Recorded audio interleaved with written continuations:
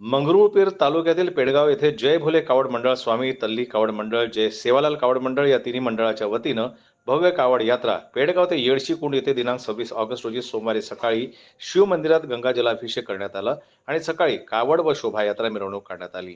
शिवभक्तांकरिता रस्त्याने पेडगाव येथे सोपानराव वैद्य यांच्याकडून नाश्ता, तराळा येथील गणेश म्हैसने यांच्याकडून चहा व नाश्ता, पुंजाजी नगर येथे शिवभक्ताकडून चहा व नाश्ता, नागे येथे सुरेंद्र पाटील यांच्याकडून चहा नाश्ता, सेलू बाजार येथे चंद्रकांत मसोळकर राहणार गोगरी यांच्याकडून चहा, सेलू बाजार येथे नर्मदेश्वर शिवालय मंडळ यांच्याकडून चहा व नाश्ता आणि परतल्यानंतर नर्मदेश्वर मंडळ यांच्याकडून जेवण तिन्ही कावड मंडळांना नेहमीप्रमाणे देण्यात आलं. पेडगाव ते येडशी कुंड येथून भव्य कावड यात्रा पेडगाव व तांडा येथे आल्यानंतर संपूर्ण गावात मोठ्या उत्साहानं कावडाची वाजत गाजत मिरवणूक काढतात व या कावडची प्रत्येक घरासमोर पूजा केली जाते. संपूर्ण गाव शिवभक्तीत तल्लीन होऊन जातं. कावड यात्रेकरूंचे जेवण, नाश्ता, चहा पाण्याची सोय करणाऱ्या भक्तांची मंडळाकडून अभिनंदन करण्यात आलं.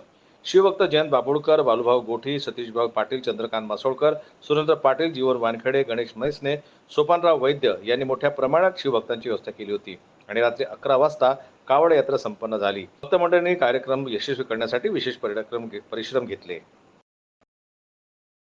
जनमत लाईव्ह करता वाशिम जिल्ह्याहून प्रतिनिधी ज्ञानेश्वर वरकट यांची रिपोर्ट.